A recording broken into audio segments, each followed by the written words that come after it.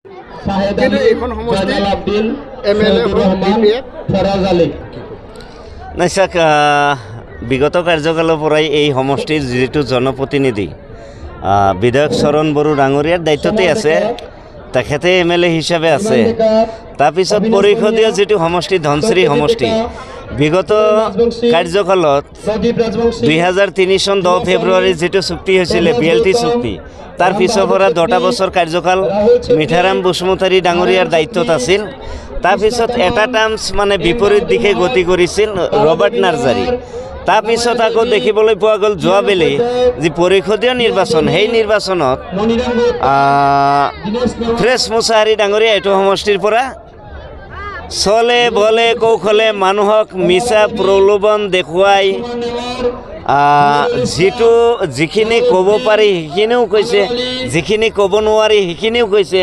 মানুহক মানে মিছা প্ৰতাৰণা কৰি এই সমষ্টিৰ পৰা জয়ী হৈছিল। কিন্তু বিশেষকৈ প্ৰতাৰণা বুলি আপুনি উল্লেখ কৰিছে, কিহক ধৰি চাওক, তেখেতসকলে সপোন দেখুৱাইছিল ৰাইজক যে হাগ্ৰামা মহিলাৰী ডাঙৰীয়াৰ নেতৃত্বত BTC চৰকাৰ গঠন হ'ব। কিন্তু সেইটো এই মুংগেৰী লাল কি হাসিন স্বপ্নেৰ নিচিনা হৈ থাকিল। চৰকাৰ গঠন কৰা দূৰৰে কথা, যদিও 17খন আসন BPF দলে পাইছিল, তাৰে বৰ্তমান চাব গ'লে আজি তাৰিখত 8জন MCLA আছে, বাকীখিনি কিন্তু অলৰেডি বিদায় হ'ল। UPPL ফালে আহিল, বাকীখিনি BJP দলত গ'ল। BJP দল যিহেতু আমাৰ মিত্ৰ দল, এলায়েন্স গভৰ্ণমেণ্ট চলি আছে, দিছপুৰতো আমাৰ এলায়েন্স আছে, দিল্লীতো আমাৰ এলায়েন্স আছে, BTCতো আমাৰ মিত্ৰজোঁট চৰকাৰ চলি আছে। তো তেনে ক্ষেত্ৰত বৰ্তমান যেহেতু ৰুলিঙত আছোঁ আৰু বিশেষকৈ BTC অঞ্চলৰ ৰাইজে UPPLৰ যিটো পৰিৱৰ্তনৰ ঢৌ, এই পৰিৱৰ্তনৰ ঢৌ বৰ্তমান বাস্তৱত ৰূপায়িত হ'বলৈ ধৰিছে। তাৰ কাৰণ শ্ৰীৰামপুৰৰ পৰা মাজবাটলৈকে আৰু বৰ্তমানৰ যিটো সীমা সম্প্ৰসাৰণ হৈছে গহপুৰলৈকে দেখিবলৈ পোৱা যায়। BTC 40টা পৰিষদীয় সমষ্টিত প্ৰায় প্ৰত্যেক দিনে এটা দিন মিছ নাই বুলি আপুনি ক'ব নোৱাৰে। প্ৰত্যেকটা দিনেই প্ৰত্যেকটো সমষ্টিৰ প্ৰত্যেকটো প্ৰাইমাৰী ব্লকৰ আণ্ডাৰত এই যিটো যোগদান কাৰ্যসূচী, এই যোগদান কাৰ্যসূচী চলি আছে। BTCৰ 35 লাখ জনগণে ইতিমধ্যে প্ৰমোদ বড়ো ডাঙৰীয়া, যি প্ৰমোদ বড়ো ডাঙৰীয়া UPPL দল UN ব্ৰহ্ম উপেন্দ্ৰনাথ ব্ৰহ্মৰ আদৰ্শত চলা, তেখেতৰ আইডিঅলজিত চলা UPPL দল, এই UPPL দলৰ মুৰব্বী প্ৰমোদ বড়ো ডাঙৰীয়াৰ নেতৃত্বত বৰ্তমান BTC চলি আছে আৰু তেখেতৰ প্ৰতি 35 লাখ জনগণৰ আস্থা আৰু বিশ্বাস ইতিমধ্যে 100% সোমাই গৈছে। তো সেই হিচাপে মই ক'ব পাৰোঁ যি 2025 চনৰ নিৰ্বাচন, আজি এই যোগদান কাৰ্যসূচীৰ জৰিয়তে UPPL দলে ৰণঢংকা বজাইছে যে একক সংখ্যাগৰিষ্ঠতালৈ BTCৰ 40টা সমষ্টিৰ 40টা সমষ্টি UPPL দলে দখল কৰিব। আৰু 2025ৰ যিটো নিৰ্বাচন, ভাৰতবৰ্ষৰ 12খন 6 শিডিউল কাউন্সিল, এই 12খন 6 শিডিউল কাউন্সিলৰ ভিতৰত আটাইতকৈ মৰ্যাদাপূৰ্ণ যিটো 6 শিডিউল কাউন্সিল, এই কাউন্সিলেই হৈছে BTR বড়োলেণ্ড টেৰিটৰিয়েল ৰিজন, অৰ্থাৎ BTC টেৰিটৰিয়েল কাউন্সিল। এই কাউন্সিলৰ যিটো চৰকাৰ 2025 চনত একক সংখ্যাগৰিষ্ঠ লৈ প্ৰমোদ বড়ো ডাঙৰীয়াই, গোবিন্দ বসুমতাৰী ডাঙৰীয়াই চৰকাৰ গঠন কৰিবলৈ গৈ আছে। আৰু আজিৰ এই যি যোগদান কাৰ্যসূচী, ইয়াত 1000+ যোগদান হৈছে। ইয়াত বিভিন্ন ৰাজনৈতিক দলৰ পৰা, মই নাম ল'ব বিচৰা নাই, গতিকে মই এটা কথাই কৈছোঁ, যি যোগদান কাৰ্যসূচী, এই যোগদান কাৰ্যসূচী ধনশিৰি সমষ্টি নিৰ্বাচনৰ ৰণডংকা বজাইছে।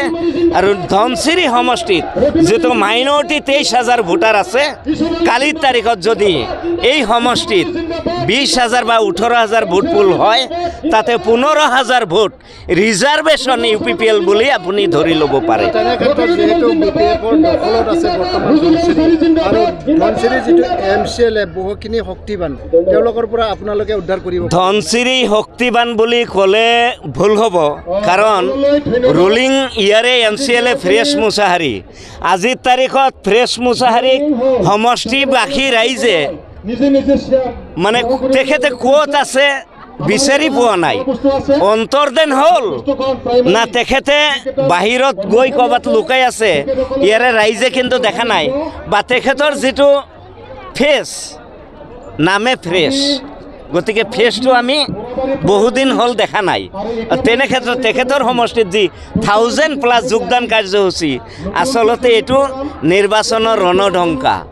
এই নিৰ্বাচনৰ যিটো ৰণঢংকা, মই BDC 40টা সমষ্টিৰ ভিতৰত ধনচিৰিৰ পৰা আৰম্ভ কৰিছোঁ আৰু স্পষ্টভাৱে আপোনালোকৰ সংবাদ মাধ্যমৰ যোগেদি BDC অঞ্চলত যদি ভূমিকম্প হৈ 40টা সমষ্টিত JCB লগাই মাটি উলট পালট কৰি দিয়ে, UPPL চৰকাৰ হোৱাটো 100% নিশ্চিত।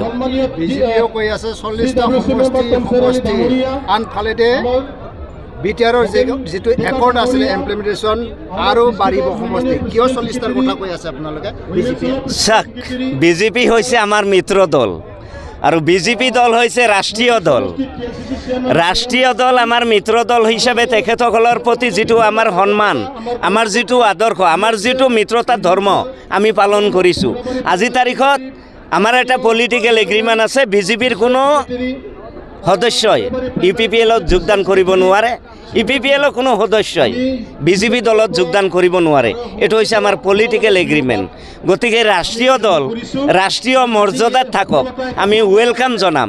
6 চিডিউল যিটো কাউন্সিল, এই 6 চিডিউল কাউন্সিল নিশ্চয়কৈ BTC জনগণে BTC স্বাৰ্থত, 6 চিডিউল কাউন্সিলৰ স্বাৰ্থত যি সীমা সম্প্ৰসাৰণ হৈছে আৰু BTCত যিটো শান্তি ঘূৰি আহিছে, মই মানিছোঁ ডক্টৰ হিমন্ত বিশ্ব শৰ্মা ডাঙৰীয়া, ভাৰতৰ ডাইনামিক প্ৰধানমন্ত্ৰী নৰেন্দ্ৰ মোদী ডাঙৰীয়াৰ নেতৃত্বত প্ৰমোদ বড়ো ডাঙৰীয়া, NDP 4টা ফেকশ্যন, নিখিল বড়ো ছাত্ৰ সন্থা, যি নিখিল বড়ো ছাত্ৰ সন্থা UN ব্ৰহ্মৰ আইডিঅলজিত চলা নিখিল বড়ো ছাত্ৰ সন্থা, তেখেতসকলৰ নেতৃত্বত যিটো BTR ৰেকৰ্ড হৈছিল, এই BTR ৰেকৰ্ডে কিন্তু BTC অঞ্চলত শান্তি ঘূৰাই আনিছে। বিগত স্বাধীনতাৰ পিছত এই BTC অঞ্চলত কিন্তু শান্তি স্থাপন হৈছে।